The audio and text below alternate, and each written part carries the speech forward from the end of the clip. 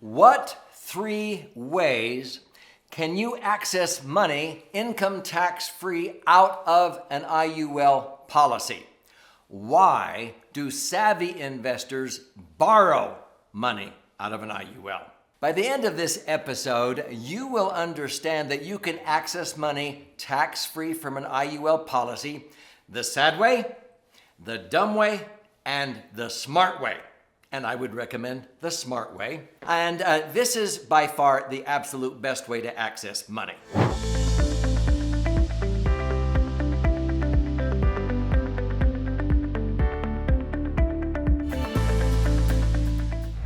So I'm Doug Andrew. I've been a financial strategist and a retirement planning specialist now for north of 48 years.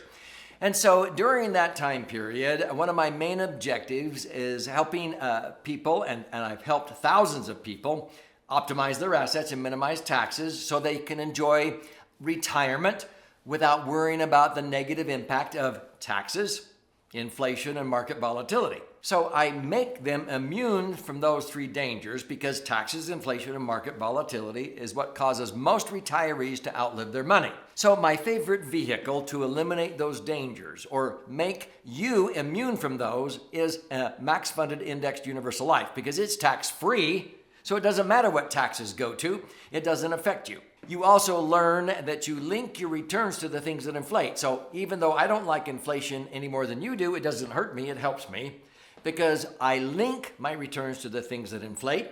I've always been blessed to be able to earn a rate of return greater than the inflation rate at the time.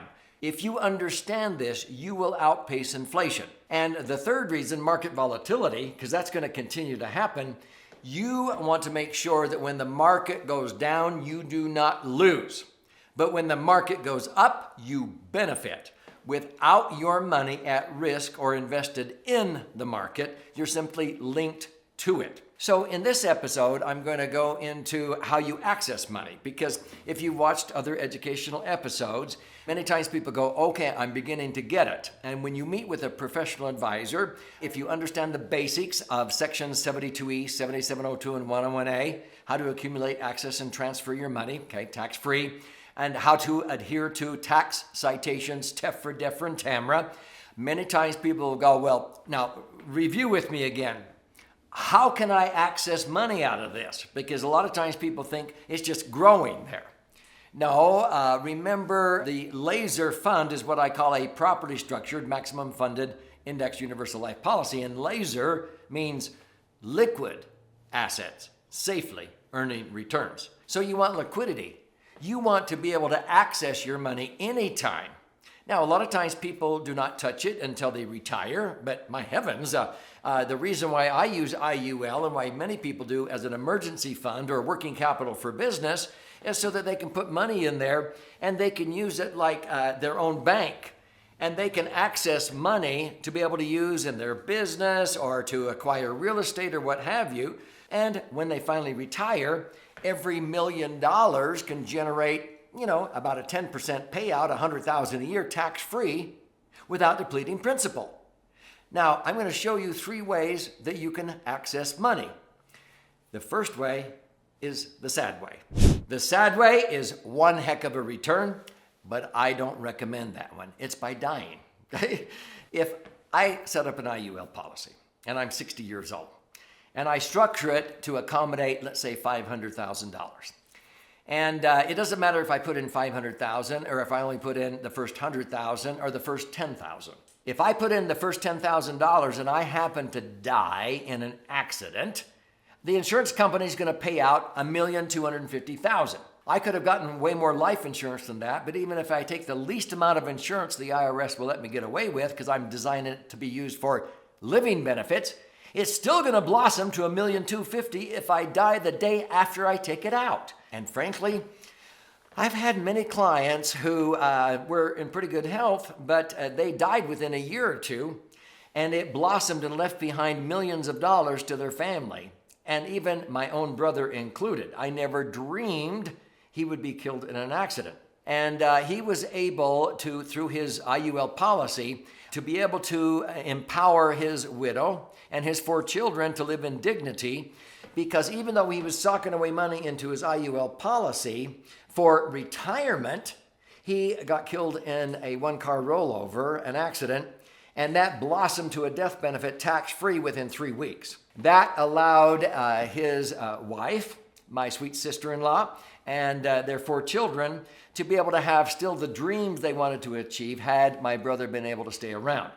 So yes, it's the sad way, but it is one heck of a return.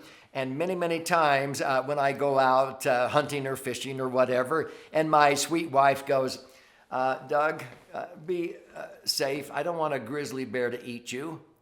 I go, thank you, honey. But if I do get eaten by a grizzly bear, do me a favor. She says, what's that?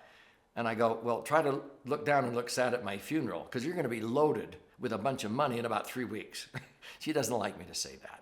You see, it's a tremendous rate of return tax-free if I die.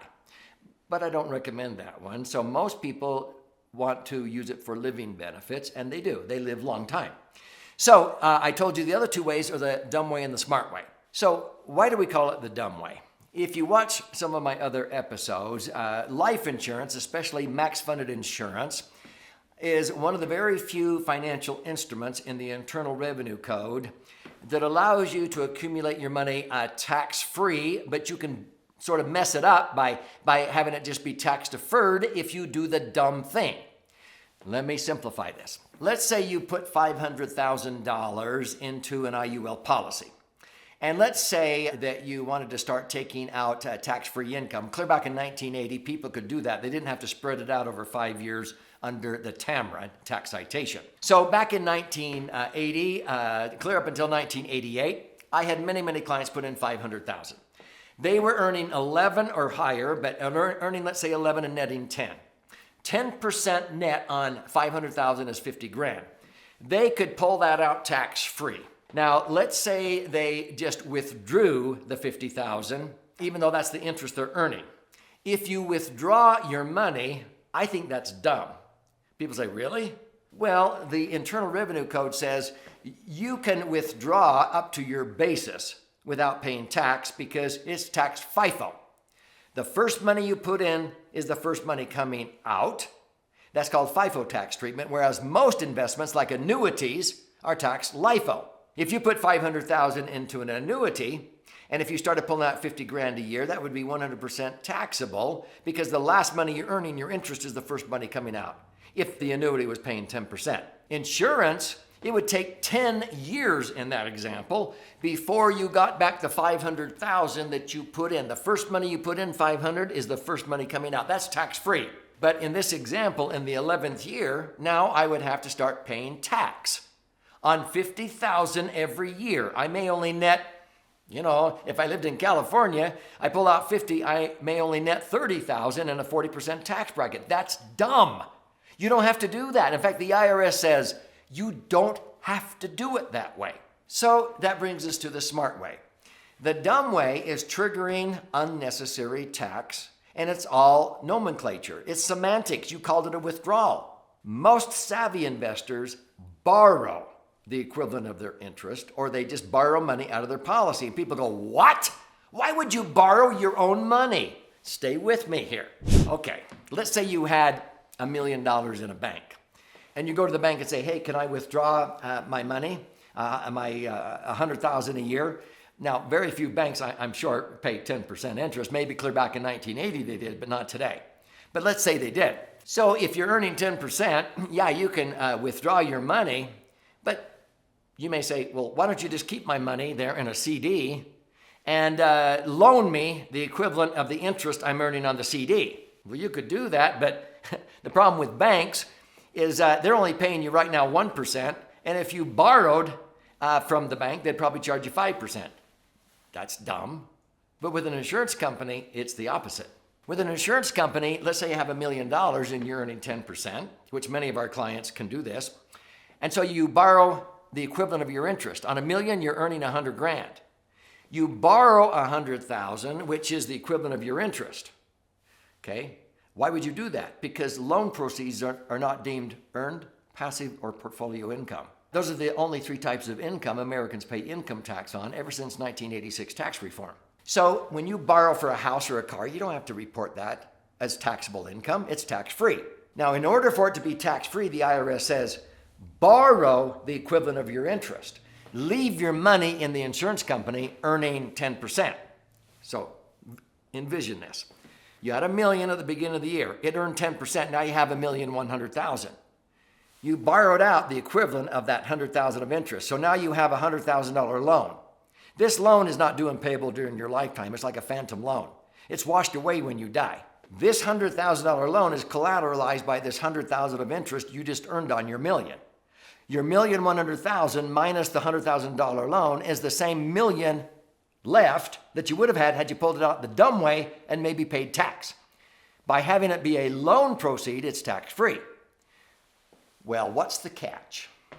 The IRS says the insurance company, in order to make sure it's tax-free, has to charge you an interest rate. The minimum statutory interest rate, it might be 2%. So the insurance company on their ledger is charging you 2% on the $100,000 loan. But guess what? They're crediting you the same 2% on the $100,000 of interest you just earned that collateralized that loan. Now, the original million is still earning, 10%. But this is called a zero wash or zero cost loan. So you go through the years and you keep borrowing $100,000 a year and it keeps accruing interest at 2%, but it keeps compounding at 2%. It's a zero wash loan. It doesn't cost you anything to call it a loan, but it's tax-free. At the end of the day, 20 years down the road, you have a $2 million loan balance. You've been pulling out $100,000 a year for 20 years. You don't have to write out a check for that. It's washed away because this has grown to $3 million. $3 million minus $2 million equals the same million that you would have had you pulled it out the dumb way. But that's tax-free. So far, so good. Let me blow you away with this next concept. I started out this episode talking about what savvy investors do. Savvy investors will borrow, but they won't use the zero wash or zero cost loan. What will they do? They use an index loan, especially when the economy is doing well. What's that? They'll tell the insurance company, you know what? I want you to loan me the equivalent of my interest, let's say, $100,000 a year in this example, but you can charge me a higher rate, 4%. You can charge me 4% because the insurance company will charge a little bit higher rate, but they'll guarantee that. Why would you let them charge you 4% when you can get away with 2%? Because on the money you're earning over here, on all of that as it compounds, they're crediting you on the entire amount, not just the original million. As the million is growing with the indexed rate, they will credit the entire balance at 9%, 12%, 25%.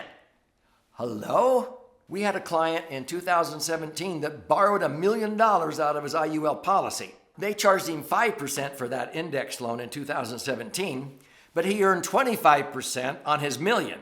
So he had $1,250,000 minus the $50,000 of interest. He netted 20% or $200,000 on his million while he was using it in real estate to make money, even though he borrowed it from the company, because he was making 25% and only paying 5% to borrow instead of withdraw. If he had withdrawn it, he would have missed out on $200,000.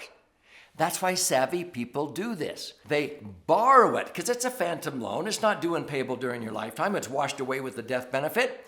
But you can do a zero cost loan. Whatever they charge you, they credit you. It doesn't cost you anything to call it a loan, and it's tax-free. And the IRS says, do it that way. But if you want, they can charge you a little bit higher rate, and they'll credit you whatever the index rate is. That's called arbitrage or spread. And this is what allows so many people that if they have $1 million nest egg, and if it was only earning 8%, by borrowing it out, they usually get at least 2% or higher on the average. So they can actually pull out $100,000 a year, even if they're only earning 8%, and not deplete principal because they're earning money by using the borrowing or the smart way to access money. So if this is blowing you away, you need to meet with an IUL advisor to see how this really works, and they can create illustrations to show what this means with your money in your particular set of circumstances. Before meeting with an IUL specialist, make sure that you watch several of these episodes, post a comment, share with others that you think would benefit from learning this. But make sure this is your textbook. If you have not claimed your free copy of this book, do so now by going to laserfund.com, laserfund.com, or click on the link below. And you contribute a nominal amount towards the shipping and handling, and I cover the rest of that cost, and I pay for the book. It retails for $20. I will gift it to you free. There's options there if you would rather listen and learn and watch and learn, but there's a choice in there if you want to set an appointment with an IUL specialist to see how these concepts apply in your particular set of circumstances. But do me a favor. If you set an appointment, make sure you meet with that advisor having understood some of the basics at this level instead of down here. By studying this and watching as many of these videos as you can before that appointment. Then you will have the highest and best use of your time and the advisor's time. And instead of trying to understand basics, you'll see how these concepts apply with your numbers right off the bat.